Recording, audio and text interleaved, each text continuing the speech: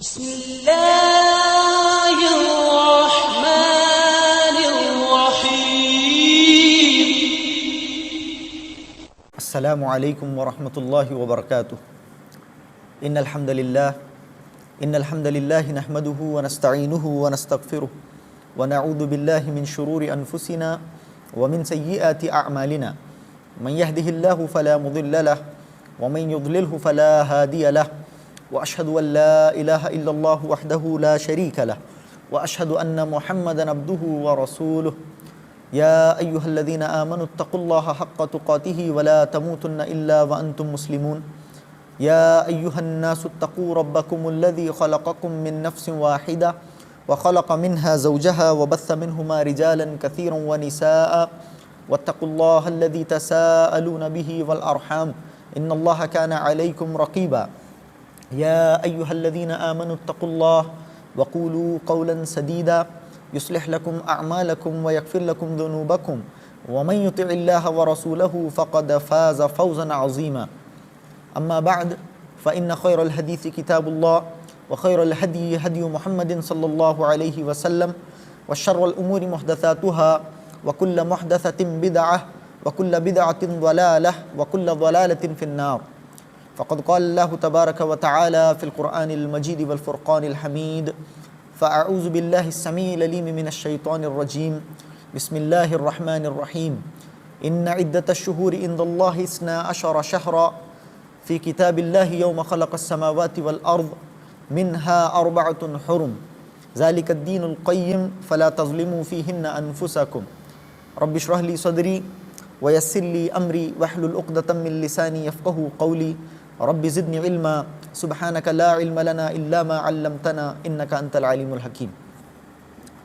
معزز ناظرین، اللہ رب العالمین کی یہ سنت رہی ہے، اللہ رب العالمین کا اپنا یہ طریقہ رہا ہے کہ اللہ رب العالمین اپنی مخلوق میں سے بعض کو بعض پر فضیلت دیتا ہے۔ جب اللہ رب العالمین نے فرشتوں کو تخلیق بخشی، جب اللہ رب العالمین نے فرشتوں کو پیدا کیا تو تمام فرشتوں کو مرتبے کے اعتبار سے، فضیلت کے اعتبار سے برابر نہیں قرار دیا، بلکہ بعض فرشتوں کو اللہ رب العالمین نے چن لیا۔ کس لیے چن لیا؟ اللہ رب العالمین نے بعض فرشتوں کو انسانوں میں سے جن کو اللہ رب العالمین نے رسول بنایا ہے ان تک پیغام پہنچانے کے لیے اللہ رب العالمین نے چن لیا، جن کے اندر بطور خاص آپ کو معلوم ہے کہ حضرت جبرائیل علیہ السلام اس کے اندر بطور خاص ہیں۔ حضرت جبرائیل علیہ السلام، یعنی حضرت جبرائیل علیہ السلام کو اللہ رب العالمین نے دوسرے فرشتوں پر فضیلت بخشی، دوسرے فرشتوں کے مقابلے میں حضرت جبرائیل امین علیہ السلام کا مقام بڑا ہے، تو فرشتوں میں اللہ رب العالمین نے بعض کو بعض پر فضیلت بخشی۔ اسی طرح سے جب اللہ رب العالمین نے انسانوں کی تخلیق فرمائی تو تمام کے تمام انسانوں کو اللہ رب العالمین نے ایک نہیں بنایا، بلکہ انسانوں کے اندر بھی آپ دیکھیں گے کہ اللہ رب العالمین نے بعض کو بعض پر فضیلت بخشی ہے۔ انسانوں کے اندر سب سے افضل اللہ رب العالمین نے انبیاء کو قرار دیا، اور اگر انبیاء کو آپ دیکھتے ہیں تو انبیاء میں اللہ رب العالمین نے تمام کے تمام نبیوں کو پھر برابر نہیں قرار دیا، بلکہ اللہ رب العالمین نے فرمایا تلک الرسل فضلنا بعضهم علی بعض، ہم نے ان نبیوں کو پوری انسانیت میں تمام انسانوں میں افضل قرار دیا ہے، لیکن نبیوں میں بھی بعض نبیوں کو بعض پر فضیلت حاصل ہے۔ حضرت موسیٰ علیہ السلام کا مقام الگ، حضرت عیسیٰ کا مقام الگ، حضرت ابراہیم علیہ السلام کا مقام الگ، اولو العزم من الرسل کا مقام دوسرے انبیاء کے مقابلے میں الگ۔ تو آپ دیکھتے ہیں کہ رسولوں میں بھی اللہ رب العالمین نے بعض کو بعض پر فضیلت بخشی۔ اسی طرح سے اگر آپ دیکھتے ہیں اللہ رب العالمین نے دنوں کو بنایا، یہ دن اور یہ جو دنوں کا جو سسٹم ہے یہ بھی اللہ رب العالمین کے کریشن پلان کا حصہ ہے، یہ بھی اللہ رب العالمین کی مخلوق ہے، تو اللہ رب العالمین نے جمعہ کے دن کو دوسرے دنوں پر فضیلت بخشی۔ اسی طرح سے آپ دیکھتے ہیں کہ زمین پوری اللہ رب العالمین کی مخلوق ہے، لیکن زمین میں بھی اللہ رب العالمین نے مسجد جہاں پر اللہ رب العالمین کی عبادت کی جائے، جہاں پر اللہ رب العالمین کے حضور میں اللہ رب العالمین کے بندے سجدہ ریز ہوتے ہیں، مسجد کو اللہ رب العالمین نے دوسرے مقامات کے مقابلے میں زیادہ افضل قرار دیا۔ اسی طرح سے پوری دنیا کے اندر آپ دیکھیں گے بہت سارے مساجد ہیں، لیکن مساجد میں بھی اللہ رب العالمین نے بعض مساجد کو بعض مساجد پر فضیلت بخشی ہے۔ بعض مساجد ایسے ہیں جہاں پر نماز پڑھنا دوسری مسجدوں کے مقابلے میں بہت زیادہ باعث ثواب ہے، اس کے اندر بھی حرمین شریفین کی فضیلت سے ہم میں سے ہر کوئی واقف ہے۔ تو معلوم یہ ہوا کہ زمین اللہ رب العالمین کی مخلوق ہے، لیکن زمین کے اندر مسجدیں افضل، مسجدوں میں حرمین شریفین کا مقام دوسرے مسجدوں کے مقابلے میں بہت زیادہ افضل۔ یہ اللہ کا طریقہ ہے کہ اللہ اپنی مخلوق میں بعض کو بعض پر فضیلت دیتا ہے۔ اللہ تعالیٰ نے راتیں بنائیں، ان ساری کی ساری راتوں میں اللہ رب العالمین نے لیلۃ القدر کو دوسری راتوں پر فضیلت بخشی، دوسری راتوں پر لیلۃ القدر کو فضیلت حاصل ہے۔ اسی طرح سے اگر آپ دیکھتے ہیں تو اللہ رب العالمین نے مہینوں کا یہ سسٹم بنایا۔ یہ جو مہینے اللہ رب العالمین نے بنائے ہیں، یہ جو 12 مہینوں کا یہ جو سسٹم ہے، یہ آج کل سے نہیں ہے، بلکہ یہ بہت پرانا سسٹم ہے۔ اللہ رب العالمین نے مہینوں کا یہ سسٹم بنایا، اور جب اللہ رب العالمین نے آسمان و زمین کی تخلیق فرمائی تب سے اس سسٹم کو قائم کیا۔ اللہ رب العالمین نے فرمایا ان عدۃ الشہور عند اللہ 12 شہرا، اللہ رب العالمین کے ہاں مہینوں کی گنتی، مہینوں کی تعداد کتنی ہے؟ 12 مہینوں کی تعداد 12 اللہ رب العالمین کب سے؟ فی کتاب اللہ یوم خلق السماوات والارض، اللہ رب العالمین نے 12 مہینے قرار دیے۔ اس سسٹم کو اللہ رب العالمین نے قائم کیا کب سے؟ جب سے اللہ رب العالمین نے آسمان و زمین کی تخلیق فرمائی تب سے یہ 12 مہینوں کا سسٹم اللہ رب العالمین نے رائج کر دیا۔ اچھا، پھر اللہ رب العالمین نے کہا یہ جو 12 مہینے ہیں، یہ جو 12 مہینوں کا جو سسٹم ہے، گرچہ اللہ رب العالمین نے بنایا ہے، لیکن یہ 12 کے 12 مہینے فضیلت کے اعتبار سے ایک نہیں ہے۔ منہا اربعۃ حرم، اس کے اندر 4 مہینے حرمت والے ہیں، 4 مہینے حرمت والے ہیں جن کو دوسرے مہینوں کے مقابلے میں جن کی فضیلت زیادہ ہے، جن کی اہمیت زیادہ ہے۔ رمضان المبارک کو اللہ رب العالمین نے 12 مہینوں میں تمام کے تمام مہینوں پر سب سے زیادہ فضیلت بخشی۔ اس کے بعد اللہ رب العالمین نے ان 4 مہینوں کو دوسرے مہینوں کے اوپر اللہ رب العالمین نے فضیلت بخشی، کہا منہا اربعۃ حرم، اس کے اندر 4 مہینے بہت زیادہ افضل، بہت زیادہ اہمیت کے حامل ہیں، حرمت والے ہیں۔ پہلے سے ہی اللہ رب العالمین نے یہ فیصلہ فرما دیا، 4 مہینے حرمت والے۔ اچھا، 4 مہینے پھر اللہ رب العالمین نے مزید فرمایا کہ فلا تظلموا فیہن انفسکم، ان 4 مہینوں کے اندر بطور خاص اپنے آپ پر ظلم نہ کرو، اپنے آپ پر اللہ رب العالمین کی نافرمانیوں کا ارتکاب کر کے، اللہ رب العالمین کی احکامات، اللہ رب العالمین کے حدود کو پھلانگ کر، اللہ رب العالمین کے نواہی کا ارتکاب کر کے، معاصی کا ارتکاب کر کے تم اپنے آپ پر ظلم نہ کرنا۔ اللہ رب العالمین نے یہ کہا کہ فلا تظلموا فیہن انفسکم، اپنے آپ پر ان 4 مہینوں میں بطور خاص تم ظلم مت کرنا۔ ویسے تو اللہ رب العالمین کی نافرمانی سال کے 12 مہینے اس کے بندے پر جائز نہیں ہے، کسی بھی وقت اللہ رب العالمین کی نافرمانی ایک بندے کے لیے جائز نہیں، لیکن اللہ رب العالمین نے فرمایا کہ بطور خاص ان 4 مہینوں کے اندر اللہ رب العالمین کی نافرمانی سے ایک بندہ رکے، کیونکہ جہاں پر ان 4 مہینوں کے اندر نیک عمل کا بہت زیادہ ثواب ہے، نیک اعمال کا ہم نے دیکھا کہ ذی الحج کے خاص ایام، اس کے اندر نیکی اللہ رب العالمین کو بہت زیادہ پسند۔ تو ان 4 مہینوں کے اندر اگر ایک بندہ نیکی کرتا ہے تو دوسرے مہینوں کے مقابلے میں وہ نیکی اللہ رب العالمین کو جہاں بہت زیادہ پسند ہے، وہیں پر دوسرے مہینوں میں کیے جانے والے گناہ کے مقابلے میں اللہ رب العالمین کو ان 4 مہینوں کے اندر کیے جانے والا گناہ سخت ناپسندیدہ ہے، اور اس بات کا بہت امکان ہے کہ ایسا بندہ اللہ رب العالمین کے غضب کو مول لے گا، اللہ رب العالمین کے غصے کو مول لے گا۔ تو یہ 4 مہینوں کا سسٹم اللہ رب العالمین نے رکھا، یعنی 4 مہینے حرمت والے مہینے۔ اچھا، 4 مہینے کون سے؟ دیکھیے قرآن مجید کو سمجھنے کے لیے حدیث کتنی ضروری ہے۔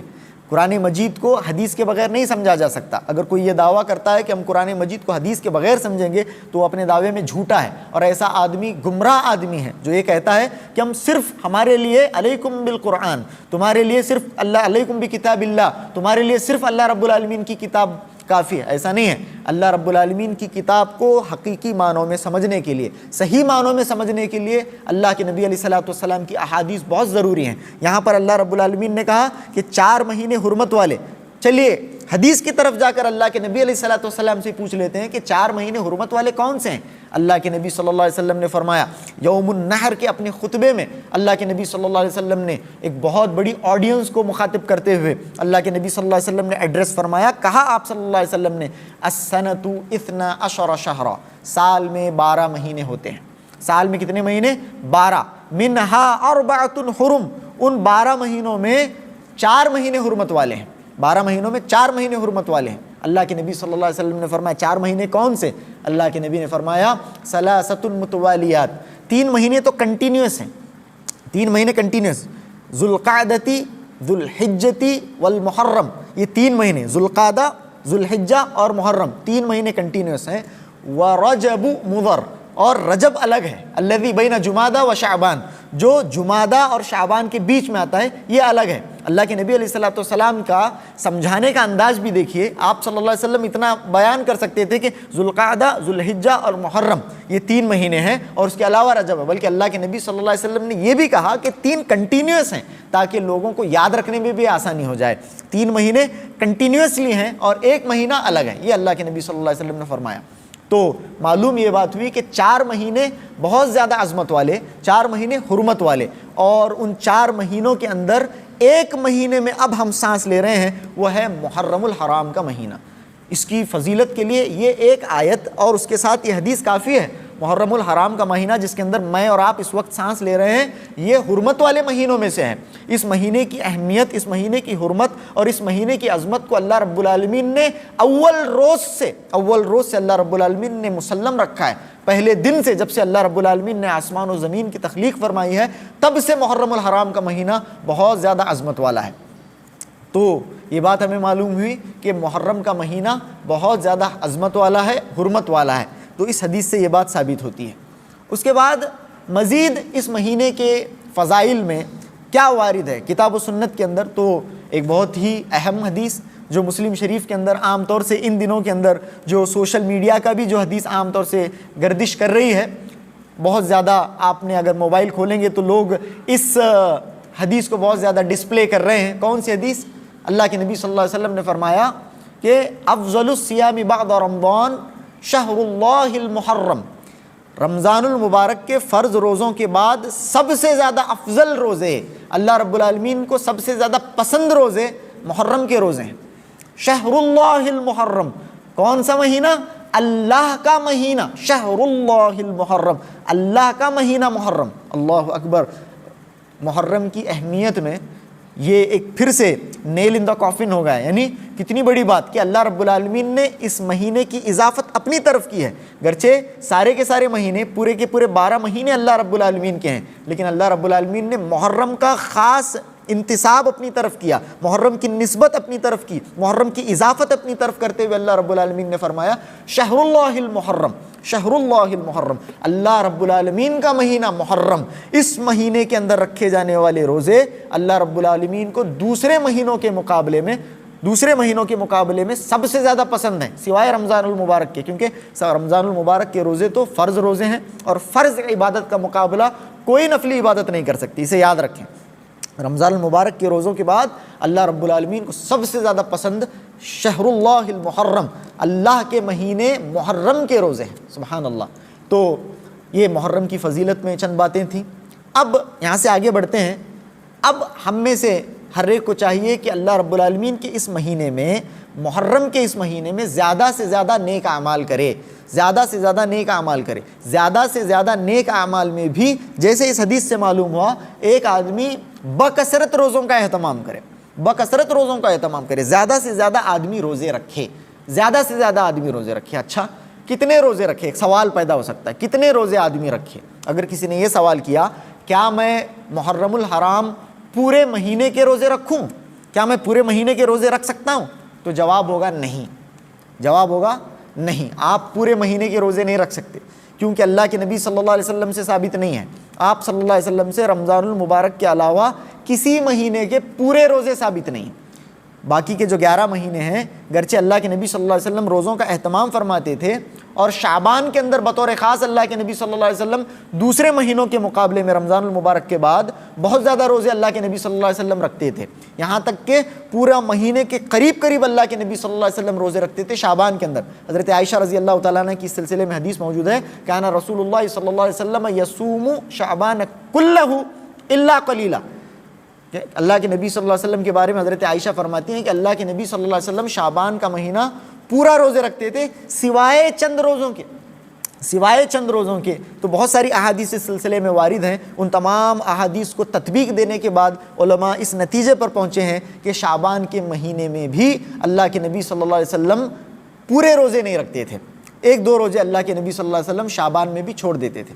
تو بات اس حدیث سے یہ معلوم ہوئی، تو محرم کا جو مہینہ ہے اس کے اندر زیادہ سے زیادہ روزے رکھے جائیں، لیکن پورا مہینہ اللہ کے نبی صلی اللہ علیہ وسلم نے روزہ رکھا ہے محرم کا، اس بات کی کوئی دلیل نہیں ہے۔ الٹا اس کے علاوہ بہت ساری روایت ایسی موجود ہیں جس کے اندر میں بطور خاص آپ کے سامنے ایک روایت اماں عائشہ صدیقہ رضی اللہ تعالیٰ عنہا سے جو مروی ہے وہ آپ کے سامنے بیان کروں گا، کیونکہ اس روایت کا تعلق ہماری عام زندگی سے بھی ہے، صرف محرم الحرام کے مہینے سے نہیں ہے بلکہ ہماری عام عملی زندگی سے بھی ہے، اور منہج سے، ہمارے عقیدے سے، ہمارے مسلک سے بھی اس روایت کا بہت زیادہ تعلق ہے۔ اسی لیے یہ حدیث میں آپ کے سامنے عائشہ رضی اللہ تعالیٰ عنہ سے مروی، مسلم شریف کے اندر جو مروی روایت ہے بہت طویل روایت ہے، بہت زیادہ لمبی روایت ہے۔ اس کے اندر حضرت عائشہ رضی اللہ تعالیٰ عنہ کے پاس اسٹوڈنٹس آتے ہیں، حضرت ابن عباس رضی اللہ تعالیٰ عنہ بعض لوگوں کو حضرت عائشہ رضی اللہ تعالیٰ عنہ کے پاس بھیجتے ہیں، بہت سارے سوالات لے کر وہ آتے ہیں۔ وہاں پر حضرت عائشہ رضی اللہ تعالیٰ عنہ سے بہت سوالات انہوں نے کیے، بہت سارے سوالات اللہ کے نبی کی رات کی عبادت کے بارے میں، وطر کی نماز کے بارے میں، اور کہ اللہ کے نبی صلی اللہ علیہ وسلم کے اخلاق کے بارے میں بہت سارے سوالات انہوں نے کیے۔ بہت سارے سوالات کے جوابات حضرت عائشہ رضی اللہ تعالیٰ عنہ نے اس حدیث میں دی۔ بڑی خوبصورت، بڑی پیاری حدیث ہے۔ اس حدیث کا ایک چھوٹا سا حصہ ہم لیتے ہیں۔ اس حدیث کے اندر حضرت عائشہ رضی اللہ تعالیٰ عنہ فرماتی ہیں کہ وَلَا أَعْلَمُ نبی اللہ، مجھے معلوم نہیں کہ اللہ کے نبی صلی اللہ علیہ وسلم نے قرأ القرآن كلہ فی لیلۃ، کبھی ایک رات میں پوری قرآن پڑھی ہو، مجھے معلوم نہیں ہے۔ عائشہ رضی اللہ تعالیٰ عنہ جو اللہ کے نبی صلی اللہ علیہ وسلم کی زوجہ محترمہ ہیں، آپ صلی اللہ علیہ وسلم کے شب و روز کو بہت قریب سے جاننے والی ہیں، آپ صلی اللہ علیہ وسلم کی سنت کا امت کے سب میں زیادہ علم اگر آپ کو ہے، اگر میں یہ کہوں تو مبالغہ نہیں ہے کہ آپ کی سنت کا سب سے زیادہ علم اگر کسی کو ہے، ٹاپ 3 لوگوں کے بارے میں اگر مجھے کہا جائے تو اس کے اندر حضرت عائشہ رضی اللہ تعالیٰ عنہ کا نام ضرور ہوگا، جن کو اللہ کے نبی صلی اللہ علیہ وسلم کی سنت کا سب سے زیادہ علم ہے۔ تو حضرت عائشہ رضی اللہ تعالیٰ عنہ کہتی ہیں کہ وَلَا أَعْلَمُ نَبِيَّ اللَّهِ قَرَأَ الْقُرْآنَ كُلَّهُ فِي لَيْلَةٍ، مجھے معلوم نہیں ہے کہ اللہ کے نبی صلی اللہ علیہ وسلم نے کسی بھی رات پوری قرآن پڑھی ہو، معلوم نہیں۔ یہ اللہ کے نبی صلی اللہ علیہ وسلم کا موقف، یہ اللہ کے نبی صلی اللہ علیہ وسلم کا عمل، اس کے برخلاف نبی اللہ رب العالمین نے جہاں قرآن مجید کے اندر واضح طور پر فرما دیا یا ایھا الذین آمنوا لا تقدموا بین یدی اللہ ورسولہ واتقوا اللہ، اے ایمان والو، اللہ اور اس کے رسول سے آگے نہ بڑھو، اللہ اور اس کے رسول سے آگے نہ بڑھو۔ اللہ رب العالمین نے واضح الفاظ میں قرآن مجید کے اندر فرما دیا ہے، لیکن آج آپ دیکھتے ہیں کہ خاص طور سے ہمارے علاقے میں تو میں نے نہیں سنا ہے کہ اس طرح سے ہوتا ہے، لیکن اگر آپ اس طرح سے گلبرگہ، حیدرآباد اور اس طرح کے دوسرے علاقوں کی طرف جاتے ہیں تو وہاں پر ایک شبینہ ہوتا ہے، شبینہ اسے کہا جاتا ہے، یعنی ایک رات میں پورا قرآن ختم، ایک رات میں پورا قرآن ختم کیا جاتا ہے، جس کا تعلق، جس عمل کا تعلق کسی بھی صحیح حدیث سے نہیں ہے، کسی بھی حدیث سے نہیں ہے، اللہ کے نبی صلی اللہ علیہ وسلم سے عمل سے تو بالکل یہ چیز الٹا معارض ہے، اللہ کے نبی صلی اللہ علیہ وسلم کے عمل کی یہ چیز خلاف ہے۔ اور میں بتاؤں جو حدیث میں ابھی آپ کے سامنے پڑھ رہا ہوں، سبحان اللہ، یہ حدیث پر اگر کوئی جم جائے تو جتنی بھی فضائل پر مبنی من گھڑت کتابیں ہیں، جن کتابوں کے اندر فضائل کے نام پر من گھڑت واقعات لکھے گئے ہیں، ان تمام کے تمام واقعات کا رد کرنے کے لیے حضرت عائشہ رضی اللہ تعالیٰ عنہ کی یہ حدیث، اور اس حدیث کے اندر بالخصوص حضرت عائشہ رضی اللہ تعالیٰ عنہ کی یہ 3 جملے کافی ہیں۔ یہ 3 جملے آپ یاد رکھ لیں، مسلم شریف کے عائشہ رضی اللہ تعالیٰ عنہ سے منقول، حضرت عائشہ رضی اللہ تعالیٰ عنہ سے منقول یہ 3 جملے بہت زبردست، کسی بھی فضائل کے اندر گھڑی جانے والی کتاب کا رد کرنے کے لیے یہ 3 جملے حضرت عائشہ رضی اللہ تعالیٰ عنہ کے کافی ہیں۔ سبحان اللہ، حضرت عائشہ نے فرمایا سب سے پہلی بات کیا کہ اللہ کے نبی صلی اللہ علیہ وسلم نے ایک رات میں پورا قرآن نہیں پڑھا۔ آج آپ دیکھتے ہیں بہت ساری کتابوں میں بھی لکھا گیا ہے، اور اس طرح سے تقریروں کے اندر بھی یہ باتیں بیان کی جاتی ہیں، جس پر نعرہ لگانے والے نعرے بازی بھی کرتے ہیں۔ کیا ایک فلاں عالم تھے، فلاں ولی تھے، وہ ایک دن میں 2 قرآن پڑھتے تھے، رمضان المبارک کے اندر ایک دن میں 2 قرآن پڑھتے تھے، اس طرح سے پورا مہینہ انہوں نے 60 قرآن ختم کیے۔ کتنے قرآن؟ ایک مہینے میں انہوں نے 60 قرآن، کسی عالم کے بارے میں 60 قرآن، کسی کے بارے میں 50 قرآن، کسی کے بارے میں روز 1 قرآن، اس طرح سے منقول ہے۔ اور نعرہ لگانے والے اس پر نعرہ لگا رہے ہیں، واہ واہی بٹوری جا رہی ہے۔ سبحان اللہ، اللہ رب العالمین کا دین اور دین اسلام ان سارے خرافات سے بری ہے۔ اللہ رب العالمین کے کلام کے بارے میں، اللہ رب العالمین کے کلام کو ان لوگوں نے سمجھا ہی نہیں۔ اللہ رب العالمین کا کلام اگر آپ کو سمجھنا ہے تو اسے ایسے پڑھنا ہوگا کہ اس میں ترتیل کا لحاظ رکھا جائے، اس کے اندر تجوید کا لحاظ رکھا جائے، اس کے اندر تدبر، تفہم، تفکر کیا جائے۔ یہ بہت سارے طریقے ہیں جس سے اللہ رب العالمین کے قرآن کے ایک بندہ قریب آ سکتا ہے، اللہ رب العالمین کے کلام کے ایک بندہ قریب آ سکتا ہے۔ ورنہ یہ جو طریقہ ہم نے اختیار کیا ہے، اس کا تعلق اللہ رب العالمین نے، اس کا تعلق اللہ کے نبی صلی اللہ علیہ وسلم کی سنت سے تو ہرگز نہیں ہے۔ ٹھیک ہے، اس کے بعد حضرت عائشہ رضی اللہ تعالیٰ عنہ دوسری بات کہتی ہیں کہ اللہ کے نبی صلی اللہ علیہ وسلم کے بارے میں مجھے نہیں معلوم کہ آپ نے پوری رات میں پورا قرآن ختم کیا ہو، ایسا نہیں۔ اس کے بعد ولا اعلم، مجھے معلوم نہیں ہے کہ انہ صلی لیلۃ کلہ الی الصبح، کہ اللہ کے نبی صلی اللہ علیہ وسلم نے ایک رات پوری عبادت کی ہو، پوری رات صبح تک نماز پڑھی ہو، مجھے معلوم نہیں۔ پوری رات صبح تک اللہ کے نبی صلی اللہ علیہ وسلم نے عبادت کی ہو، نماز پڑھی ہو، مجھے معلوم نہیں۔ یعنی اللہ کے نبی صلی اللہ علیہ وسلم کا معمول تھا کہ آپ علیہ الصلوۃ والسلام بعض رات کے حصے میں آرام بھی کیا کرتے تھے۔ پوری رات صبح تک اللہ کے نبی صلی اللہ علیہ وسلم عبادت اور نماز نہیں پڑھتے تھے۔ تو یہ حضرت عائشہ رضی اللہ تعالیٰ عنہ نے فرمایا کہ وما صلی لیلۃ کلھا، کہ اللہ کے نبی صلی اللہ علیہ وسلم پوری رات آپ صلی اللہ علیہ وسلم نے عبادت نہیں کی، نماز نہیں، الی الصبح، صبح تک نماز اللہ کے نبی صلی اللہ علیہ وسلم نے نہیں پڑھی۔ اس سلسلے میں آپ کتنے واقعات کا رد کر سکتے ہیں، کتنے واقعات جو عام طور سے معاشرے کے اندر رواج پا چکے ہیں، جن کا بیان کرنا رواج پا چکا ہے، جس کو لوگ بڑے ہی انٹرسٹ سے سنتے ہیں۔ کیا کہ ایک بزرگ تھے جنہوں نے 40 سال سے عشاء کی وضو سے فجر کی نماز پڑھی ہے، 40 سال سے عشاء کی وضو سے فجر کی نماز پڑھی ہے، یعنی وہ پوری رات سوئے ہی نہیں، پوری رات۔ یہ قرآن کی روح کے خلاف ہے، اللہ کے نبی صلی اللہ علیہ وسلم کے عمل کے خلاف ہے۔ اللہ اکبر، 40 سال سے بعض نے عشاء کی وضو سے فجر کی نماز پڑھی۔ کسی نے پوری زندگی بھر کسی ولی کو لیٹے ہوئے نہیں دیکھا، ان کے گھر والوں نے لیٹے ہوئے نہیں دیکھا، کبھی لیٹتے تھے ہی نہیں۔ اللہ اکبر، اس طرح کی باتیں دین کے اندر، دین کے نام پر، جبکہ اللہ کے نبی صلی اللہ علیہ وسلم کی سنت مطہرہ کے اور دین کے مزاج کے یہ چیزیں بالکل مخالف ہیں، بالکل معارض ہیں۔ تو یہاں پر حضرت عائشہ رضی اللہ تعالیٰ عنہ نے فرمایا کہ مجھے نہیں معلوم کہ اللہ کے نبی صلی اللہ علیہ وسلم نے پوری رات نماز پڑھی ہو صبح تک۔ اللہ نے واضح الفاظ میں قرآن مجید میں سورہ مزمل کی ابتدائی آیتوں میں بھی اللہ کے نبی صلی اللہ علیہ وسلم کو اسی بات کا حکم دیا، یا ایھا المزمل قم اللیل الا قلیلا نصفہ او انقص منہ قلیلا او زد علیہ ورتل القرآن ترتیلا۔ آپ نماز کے اندر قرآن مجید کو رک رک کر پڑھیے، ٹھہر ٹھہر کر پڑھیے، قرآن مجید کو ترتیل کے ساتھ پڑھا جائے۔ سبحان اللہ، یہ حکم قرآن مجید کا ہے، اور حضرت عائشہ رضی اللہ تعالیٰ عنہ کی حدیث سے بھی واضح یہ ثابت ہو رہا ہے۔ لیکن امت کن گمراہیوں کے اندر ملوث ہو چکی ہے، قرآن و حدیث سے دور ہو کر کن چیزوں کی طرف جا رہی ہے، اللہ اکبر، اللہ المستعان۔ تو یہاں پر یہ کہا، اب جو تیسری چیز ہے، بات لمبی ہو رہی ہے، دوسری طرف جا رہی ہے۔ تیسری چیز جو حضرت عائشہ رضی اللہ تعالیٰ عنہ نے فرمایا کہ وما صام شہرا کاملا غیر رمضان، اللہ کے نبی صلی اللہ علیہ وسلم کے بارے میں مجھے معلوم نہیں ہے کہ آپ نے رمضان کے علاوہ کسی دوسرے مہینے میں پورے مہینے کے روزے رکھے ہوں۔ اللہ کے نبی صلی اللہ علیہ وسلم سے مجھے معلوم نہیں ہے کہ کسی دوسرے مہینے میں آپ صلی اللہ علیہ وسلم نے پورے روزے رکھے ہوں۔ تو معلوم یہ ہوا کہ شہر اللہ المحرم، محرم کے مہینے میں روزوں کا اہتمام کیا جائے، روزوں کا بھرپور اہتمام ہو، لیکن روزے رکھنے میں اس بات کا بھی خیال رکھا جائے، سنت نبوی کو تھامتے ہوئے، سنت نبوی کو لازم پکڑتے ہوئے، کہ ہم پورے مہینے کے روزے نہیں رکھیں گے، زیادہ سے زیادہ اس مہینے کے اندر روزوں کا اہتمام ہوگا۔ تو یہ بات شہر اللہ المحرم سے تعلق رکھنے والی، یعنی محرم کی فضیلت کے اندر یہ بات آئی۔ اب آگے بڑھتے ہیں، محرم کی فضیلت سے آتے ہوئے محرم ہی کے ایک امپورٹنٹ جز، محرم ہی کے ایک امپورٹنٹ دن، ایک بہت ہی اہمیت کے حامل دن، وہ ہے یوم عاشوراء کی طرف۔ یوم عاشوراء کی طرف ہم آتے ہیں۔ محرم کا 10واں دن، عاشوراء، اسی لفظ کے اندر، اس کی میننگ کے اندر یہ چیز ہے کہ عاشوراء 10واں دن، محرم کا 10واں دن، محرم کی 10ویں تاریخ عاشوراء کا دن کہلاتی ہے۔ یہ دن اپنے آپ میں بہت زیادہ اہمیت کا حامل ہے، بہت زیادہ فضیلت کا حامل ہے۔ اس دن کو فضیلت بہت پہلے سے حاصل ہے۔ سب سے پہلی بات میں یہ بتاؤں کہ بعض لوگوں نے یہ سمجھا کہ اللہ کے نبی صلی اللہ علیہ وسلم کو عاشورے کے دن کی اہمیت مدینہ منورہ آنے کے بعد معلوم ہوئی۔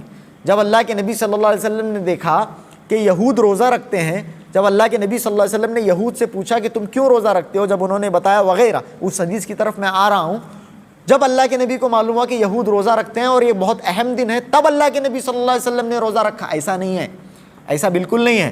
اللہ کے نبی صلی اللہ علیہ وسلم نے عاشورے کے دن کے روزے کا اہتمام ہجرت سے پہلے سے ہی کیا ہے، ہجرت سے پہلے سے ہی کیا ہے، یعنی اللہ کے نبی ابھی مدینہ منورہ کو ہجرت کر کے آئے بھی نہیں تھے، تب سے اللہ کے نبی صلی اللہ علیہ وسلم نے عاشورے کے دن کے روزے کا اہتمام کیا ہے۔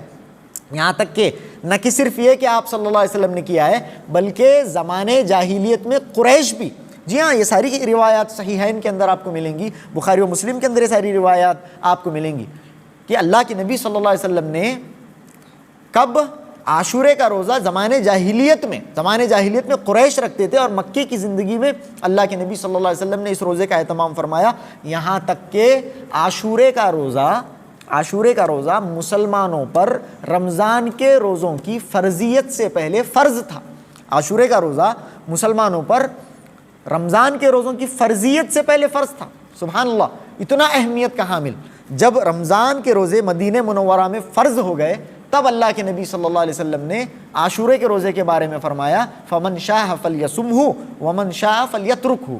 اللہ کے نبی نے فرمایا جو چاہے وہ روزہ رکھے، اور جو اس روزے کو چھوڑنا چاہے وہ چھوڑ سکتا ہے، کیونکہ اللہ رب العالمین نے رمضان کے روزے تم پر فرض قرار دیے ہیں۔ تو معلوم یہ ہوا کہ عاشورے کے دن کو زمانے جاہلیت سے ہی اہمیت حاصل ہے۔ اب زمانے جاہلیت میں قریش کو ہو سکتا ہے کہ حضرت ابراہیم علیہ السلام کے دین سے یہ چیز ملی ہو، یعنی حضرت ابراہیم علیہ السلام کا دین تو پوری طرح سے ختم ہو گیا تھا، لیکن چند باتیں حضرت ابراہیم علیہ السلام کے دین کی لوگوں میں باقی تھیں، بعض موحدین موجود تھے، جیسے آپ نے اس سے پہلے بھی سنا ہے۔ تو یہ چیز بھی ہو سکتا ہے کہ حضرت ابراہیم علیہ السلام کے دین سے ہوتے ہوئے قریش تک پہنچی ہو، اس لیے وہ اس دن روزہ بھی رکھتے تھے۔ اور میں بتاؤں، کانت تستر فیہ الکعبہ، اسی دن کعبے کے غلاف کو بھی بدلا جاتا تھا۔ عاشورے کے دن قریش کعبے کے غلاف کو بھی بدلتے تھے، یہ بھی بخاری شریف کی روایت ہے۔ تو عاشورے کے دن کی اہمیت کب سے ہے صاحب؟ پہلے سے ہے۔ عاشورے کے دن کی اہمیت اللہ کے نبی صلی اللہ علیہ وسلم کی ہجرت کے بعد سے نہیں، بلکہ پہلے سے ہی ہے۔ محرم الحرام کی حرمت، محرم الحرام کی عظمت پہلے سے ہی ہے۔ پہلے سے ہی کا مطلب حضرت حسین رضی اللہ تعالیٰ عنہ کی شہادت سے پہلے سے، حضرت حسین رضی اللہ تعالیٰ عنہ کی شہادت کا اور ماہ محرم کی عظمت کا آپس میں کوئی تعلق نہیں ہے۔ حضرت حسین رضی اللہ تعالیٰ عنہ کی شہادت کا اور عاشورے کے دن کی فضیلت کا آپس میں کوئی تعلق نہیں ہے۔ دین مکمل ہو کے 50 سال ہوئے تھے جب حضرت حسین رضی اللہ تعالیٰ عنہ کو ظالمانہ طور پر شہید کر دیا گیا، لیکن کب؟ جب دین مکمل ہو کر آلریڈی 50 سال ہو چکے تھے۔ دین کو اللہ رب العالمین نے مکمل کیا۔ کہا اللہ رب العالمین نے الیوم، آج، الیوم اکملت لکم دینکم واتممت علیکم نعمتی ورضیت لکم الاسلام دینا، ہم نے آج کے دن تمہارے لیے تمہارے دین کو مکمل کر دیا ہے اور اپنی نعمت کو، اس دین اسلام کی نعمت کو تم پر تمام کر دیا ہے، یہ اللہ رب العالمین نے فرمایا۔ اور یاد رکھیں میرے بھائیوں، یہ آیت بہت بڑی آیت ہے قرآن مجید کی، اور یہ نعمت، یہ آیت اپنے آپ میں ایک بہت بڑی نعمت سے کم نہیں ہے، بہت بڑی نعمت یہ آیت ہے، کیونکہ اللہ رب العالمین نے اس دین کو مکمل کر دیا ہے۔ اس دن کے بعد دین کے اندر کسی چیز کو شامل نہیں کیا جائے گا، کسی چیز کو دین کا نام دے کر، کسی عمل کو دین کا نام دے کر دین کے اندر شامل نہیں کیا جائے گا، دین کے اندر ایسی چیز مقبول نہیں ہوگی۔ یہ میں نعمت کیوں کہہ رہا ہوں؟ اس دن کو اور اس آیت کو میں نعمت کیوں کہہ رہا ہوں؟ اسی لیے کہ ایک آدمی اپنے آپ پر ظلم نہیں کر پائے گا، ایک آدمی اپنے آپ کو اس چیز کا مکلف نہیں بنائے گا جس کا مکلف اللہ نے اسے نہیں بنایا ہے۔ یعنی ایک عمل اللہ نے نہیں کہا کہ تو یہ کر، لیکن ایک آدمی وہ عمل کر رہا ہے، اس کا مطلب کیا ہے؟ کہ وہ اپنے کندھوں کے اوپر بوجھ لاد رہا ہے، جبکہ اللہ رب العالمین نے خود اس کے کندھوں کے اوپر وہ بوجھ نہیں لادا تھا۔ اللہ رب العالمین نے خود اسے اس چیز کا مکلف نہیں بنایا تھا، آدمی اپنے آپ کو ان چیزوں کا مکلف بنا رہا ہے۔ تو اس آیت کے نازل ہو جانے کے بعد اس چیز کا معاملہ ختم ہو جاتا ہے، اس چیز کا امکان ختم، اب کسی چیز کے مکلف ہم نہیں ہیں۔ اس دن کے بعد سے جو چیز اس دن سے پہلے ہے وہی دین ہے، وہی دین ہے۔ جو چیز اس دن سے پہلے ہے، اس دن تک ہے، وہی دین ہے۔ اس دن کے بعد جو بھی معاملات ہوئے اس کا دین سے کوئی تعلق نہیں ہے، عملی اعتبار سے انسان کی عملی زندگی میں اس کا کوئی تعلق نہیں ہے، گرچہ حضرت حسین رضی اللہ تعالیٰ عنہ کی محبت ہمارے سینوں میں ہے، حضرت حسین رضی اللہ تعالیٰ عنہ ہمارے دلوں کی دھڑکن ہے، حضرت حسین رضی اللہ تعالیٰ عنہ کی محبت ہمارے ایمان کا جز ہے، اور حضرت حسین رضی اللہ تعالیٰ عنہ کی ظالمانہ شہادت تاریخ اسلام کا المناک واقعہ ہے، افسوسناک واقعہ ہے۔ حضرت حسین رضی اللہ تعالیٰ عنہ کی شہادت خون کے آنسو رونے کا موقع ہے، خون کے آنسو، یہ اپنی جگہ بات ہے مسلم۔ حضرت حسین رضی اللہ تعالیٰ عنہ کی عظمت، آپ سے محبت، یہ سارے دعوے میں کیوں کر رہا ہوں؟ کیونکہ اس آیت کے نازل ہونے سے پہلے سے وہ ساری باتیں دین کے اندر ہیں۔ حضرت حسین رضی اللہ تعالیٰ عنہ کی محبت کب ہے؟ بعد میں نہیں، اس آیت کے نازل ہونے سے پہلے اللہ کے نبی صلی اللہ علیہ وسلم نے واضح الفاظ میں بتا دیا کہ یہ اہل بیت ہیں، ان کی یہ محبت ہے، یہ حسن ہیں، یہ حسین ہیں، یہ علی ہیں، یہ فاطمہ ہیں، یہ ازواج مطہرات ہیں، یہ بنو ہاشم ہیں، ان کی محبت تمہارے دلوں میں ہونی چاہیے۔ ساری باتیں ویسے ہمارا ایک اپنی جگہ ایک سلسلہ چل بھی رہا ہے محبت اہل بیت کے تعلق سے، اہل بیت کون، اس سلسلے میں فضائل اور مناقب اہل بیت کے تعلق سے اس سلسلے کو آپ ریفر کر سکتے ہیں۔ تو بتانے کا مقصد یہ ہے کہ عاشورے کے دن کو اہمیت پہلے سے حاصل ہے، اس کا تعلق حضرت حسین رضی اللہ تعالیٰ عنہ کی شہادت سے نہیں ہے، محرم الحرام کے مہینے کو اہمیت پہلے سے حاصل ہے، اس کا تعلق حضرت حسین رضی اللہ تعالیٰ عنہ کی مظلومانہ شہادت سے نہیں ہے، جیسا کہ عام طور سے باور کرایا جاتا ہے۔ عام طور سے امت کے اندر آپ دیکھیں یہ افراط و تفریط کا معاملہ، یہ شیعوں کا پروپیگنڈا ہے۔ افسوس کے ساتھ یہ کہنا پڑتا ہے کہ سنی کہلانے والے لوگوں نے شیعوں کے رائج کردہ ان تمام کے تمام افکار کو، تمام کے تمام نظریات کو، تمام کے تمام اعمال کو ایکسیپٹ کر لیا ہے۔ ہمارے اور ان کے درمیان ارے بھائی فرق کرنے کی چیز ہی یہ تھی، وہ شیعہ ہیں ہم سنی ہیں، وہ شیعہ ہیں اور ہم سنی ہیں، ہمارے اور ان کے درمیان فرق ہی ان چیزوں پر تھا، لیکن تم نے ان فرق ہی کو اگر ختم کر دیا، اس فرق کو ہی اگر باقی نہیں رکھا تو تم سنی کیسے ہو سکتے ہو؟ تو ہمیں چاہیے، میں کسی کے سنی ہونے یا نہیں ہونے کا فتویٰ نہیں دے رہا ہوں، میں صرف دعوت فکر دے رہا ہوں۔ اگر آپ اپنے آپ کو سنی کہتے ہیں تو آپ ان اعمال پر عمل پیرا کیوں ہیں، ان افکار کے آپ حامل کیوں ہیں جو ہمارے اور شیعوں کے درمیان ترے امتیاز ہیں، جو ہمارے اور شیعوں کے درمیان فرق کرنے والے افکار ہیں، وہ آپ اس کے حامل کیوں بنے بیٹھے ہیں؟ ان تمام کے تمام افکار کو آپ چھوڑ دیجئے۔ حضرت حسین رضی اللہ تعالیٰ عنہ کی شہادت پر بڑی بڑی بدعقیدگی کی باتیں اور بدعات و خرافات کا معاشرے کے اندر رواج دینا، یہ ساری چیزیں لوگوں کے اندر، سنی کہلانے والوں کے اندر آج آپ دیکھیں گے کہ بہت زیادہ عام ہو گیا ہے۔ جبکہ یہ پروپیگنڈا دیکھیے، جبکہ حضرت عمر رضی اللہ تعالیٰ عنہ کی شہادت بھی محرم کے مہینے میں ہوئی، پہلے محرم کو حضرت عمر رضی اللہ تعالیٰ عنہ کی شہادت ہوئی، جو حضرت حسین رضی اللہ تعالیٰ عنہ سے افضل ہیں، حضرت حسین رضی اللہ تعالیٰ عنہ سے افضل ہیں، لیکن کوئی نہیں کہتا کہ حضرت عمر رضی، کسی کو معلوم بھی نہیں ہے۔ آپ بتائیے کہ کس کو معلوم ہے؟ سننے والوں میں کتنے لوگوں کو معلوم تھا کہ حضرت عمر رضی اللہ تعالیٰ عنہ کی شہادت بھی محرم کو ہوئی ہے، بلکہ محرم کے پہلے دن ہوئی ہے؟ کس کو معلوم نہیں؟ یہ شیعی پروپیگنڈا ہے کہ حضرت حسین کی شہادت کو تو بڑا چڑھا کر پیش کر دیا گیا۔ یقیناً اپنے آپ میں حضرت حسین رضی اللہ تعالیٰ عنہ کی شہادت بہت زیادہ مظلومانہ اور تاریخ اسلام کا بہت المناک واقعہ، میں جیسے آپ کو بتاتا ہوں، اپنے آپ میں افسوسناک واقعہ، لیکن حضرت عمر رضی اللہ تعالیٰ عنہ کی شہادت کو رائیگاں کیوں جانے دیا جا رہا ہے؟ کیوں حضرت عثمان رضی اللہ تعالیٰ عنہ کی شہادت کو رائیگاں جانے دیا جا رہا ہے، جبکہ بہت زیادہ مظلومانہ طریقے پر حضرت عثمان رضی اللہ تعالیٰ عنہ کو شہید کر دیا گیا؟ حضرت علی رضی اللہ تعالیٰ عنہ کی اپنی شہادت کے دن پر کیوں پروگرام منعقد نہیں کیے جاتے؟ یہ سارے شیعہ پروپیگنڈا ہیں جس کے اندر ہم پھنستے چلے جا رہے ہیں۔ یہ ان ساری چیزوں کا علم حاصل کرنا بہت ضروری ہے، ان ساری چیزوں کے بارے میں معلوم ہونا بہت ضروری ہے۔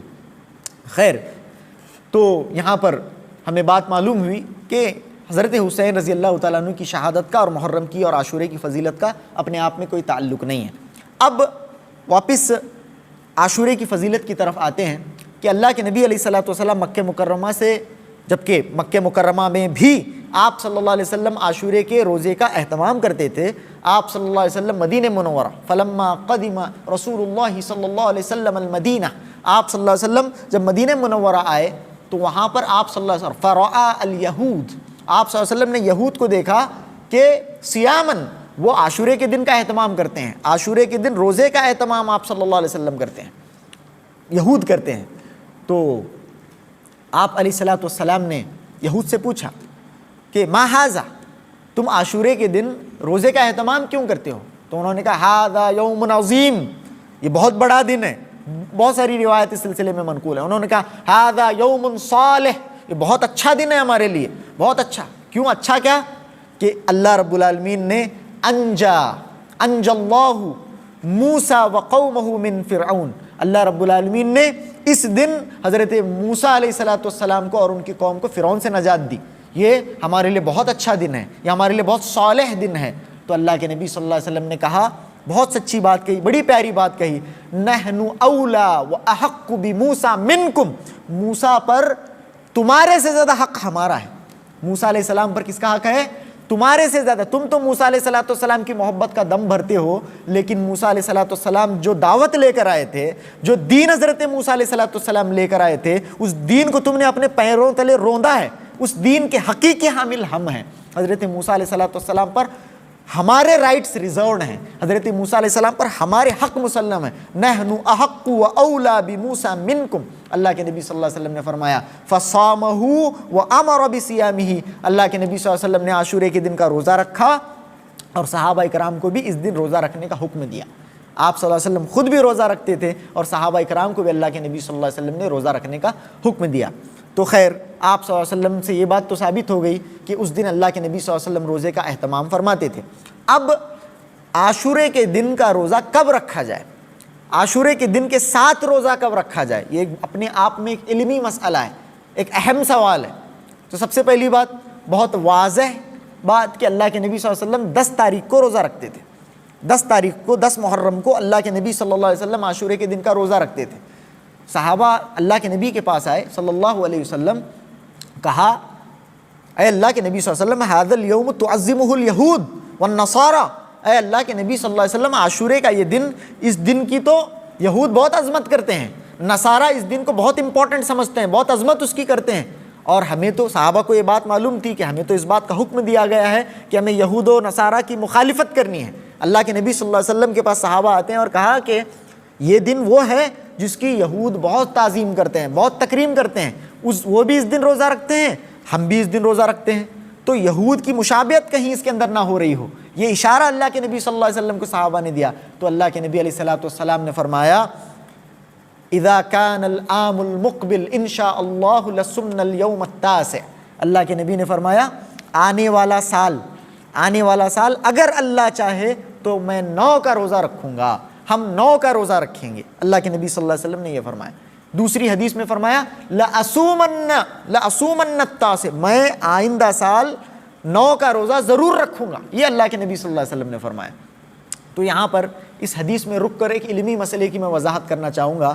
آپ صلی اللہ علیہ وسلم نے فرمایا کہ میں آئندہ سال روزہ رکھوں گا، آئندہ سال 9 کا روزہ رکھوں گا، آئندہ سال 9 کا روزہ ضرور رکھوں گا. ان دونوں حدیثوں سے یہ بات ثابت ہوئی.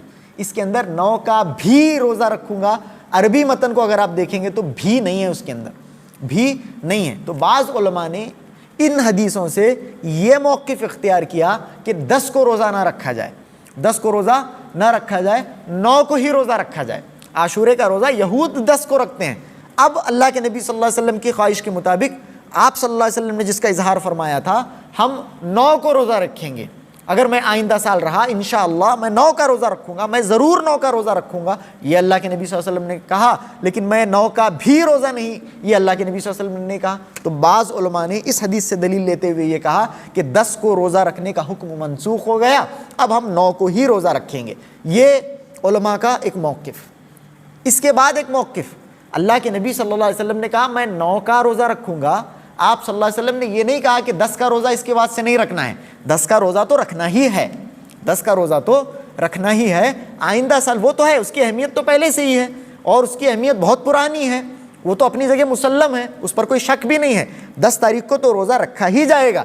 لیکن آئندہ سال اگر میں رہا انشاءاللہ تو آپ صلی اللہ علیہ وسلم نے فرمایا کہ ہم 9 کا بھی روزہ رکھیں گے. گرچہ وہاں پر بھی نہیں ہے لیکن قرائن کی روشنی میں ہم ترجمہ بھی کا بھی کریں گے.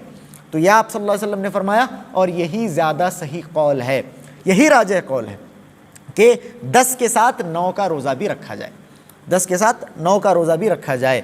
تو اس چیز کو اختیار کیا جائے کہ عاشورے کے دن کے ساتھ، عاشورے کے دن سے پہلے کا دن، اس دن بھی ہم روزے کا اہتمام کریں۔ اللہ کے نبی علیہ الصلوۃ والسلام کی یہ خواہش تھی، مسلم شریف کی سلسلے میں حدیث موجود ہے۔ تو آپ صلی اللہ علیہ وسلم نے کہا کہ آئندہ سال میں 9 کا روزہ ضرور رکھوں گا، لیکن حضرت ابن عباس رضی اللہ تعالیٰ عنہ فرماتے ہیں کہ آئندہ سال آیا نہیں تھا کہ آپ صلی اللہ علیہ وسلم کا انتقال ہو گیا، تو آپ صلی اللہ علیہ وسلم آئندہ سال روزہ نہیں رکھے۔ تو یہاں پر پہلے موقف کے مقابلے میں زیادہ صحیح موقف کیا ہے؟ 9 کا بھی روزہ رکھا جائے اور ایکچول ڈے، اصل دن 10 جو عاشورے کا دن ہے اس دن بھی روزہ رکھا جائے۔ لیکن اگر کوئی عالم، اگر کوئی طبقہ صرف 9 کا روزہ رکھتا ہے تو آپ ان پر ملامت نہیں کریں گے، آپ ان کو برا بھلا نہیں بولیں گے، کیونکہ ان کے پاس اپنے آپ میں جو موقف ہے وہ بھی مضبوط نظر آتا ہے، وہ بھی مضبوط نظر آتا ہے۔ لیکن اور علماء کی ایک بڑی تعداد اس موقف کی طرف بھی گئی ہے، لیکن جمہور کا جو موقف ہے یہ ہے کہ دونوں دن کا روزہ رکھا جائے، 9 اور 10۔ اب سوال ہے 10 اور 11 کا کیا معاملہ؟ 10 اور 11 کو روزہ رکھنے کا کیا معاملہ؟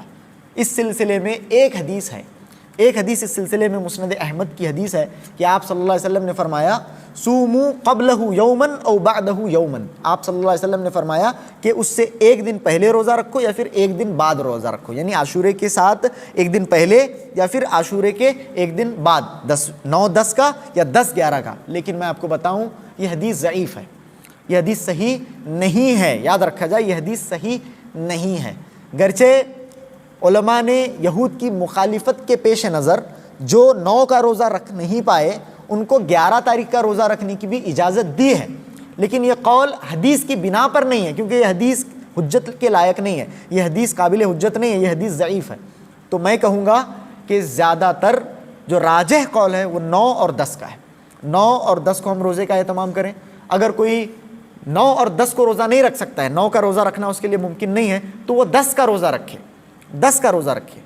اور اگر کوئی 10 اور 11 کا روزہ رکھنا چاہے تو ہم اس کی ملامت تو اسے نہیں کریں گے، ہم اس سے ملامت نہیں کریں گے، لیکن زیادہ راجح قول اور زیادہ صحیح قول تو یہی معلوم ہوتا ہے کہ 9 اور 10 کا روزہ رکھا جائے یا پھر 10 کا ہی روزہ رکھا جائے، صرف 10 کو روزے کا اہتمام کیا جائے۔ تو یہ روزے سے تعلق رکھنے والی، عاشورے کے دن سے تعلق رکھنے والی چند باتیں ہیں، بہت ہی اہمیت کا حامل یہ دن ہے، اہمیت کے حامل یہ گھڑیاں ہیں، یہ لمحات ہیں، اور اللہ رب العالمین کے ذکر میں ہمیں چاہیے کہ ہم ان لمحات کو گزاریں۔ اور کیا پتہ کون اس بات کی گارنٹی لے گا کہ زندگی کا ہمارے یہ آخری عاشورہ نہ ہو، یہ آخری محرم نہ ہو، یہ کون ہے جو گارنٹی دے گا؟ تو ایک ایک لمحہ جو گزر رہا ہے اللہ رب العالمین کی عبادت میں ہم گزاریں، ایک ایک دن جو گزر رہا ہے، ایک ایک جمعہ جو گزرتا ہے اللہ رب العالمین کی یاد میں، اللہ رب العالمین کے ذکر میں، اللہ رب العالمین کے شکر میں ہم گزاریں، کیونکہ آگے کیا ہونے والا ہے، ہم بقید حیات رہنے والے ہیں بھی یا نہیں، اس بات کی کوئی گارنٹی نہیں ہے۔ تو ہماری زندگی کا ہر گزرنے والا لمحہ اللہ رب العالمین کی یاد میں ہم گزاریں، اور زندگی کے کسی لمحے میں اللہ رب العالمین کی عبادت سے، اللہ رب العالمین کے شکر سے اور اللہ رب العالمین کے اور ذکر سے ہم غافل نہ رہیں۔ اور اللہ رب العالمین سے ہم یہی دعا کرتے ہیں کہ اے اللہ رب العالمین ہمیں تا دم حیات تو توحید پر رکھ، ہمیں تا دم حیات تو تیرے ذکر اور شکر میں ملوث رکھ، تیرا عابد زاہد ذاکر بندہ بنا کر ہمیں رکھ۔ وآخر دعوانا ان الحمد للہ رب العالمین وصلی اللہ علی نبینا محمد وآلہ وصحبہ وسلم تسلیما کثیرا۔ السلام علیکم ورحمۃ اللہ وبرکاتہ۔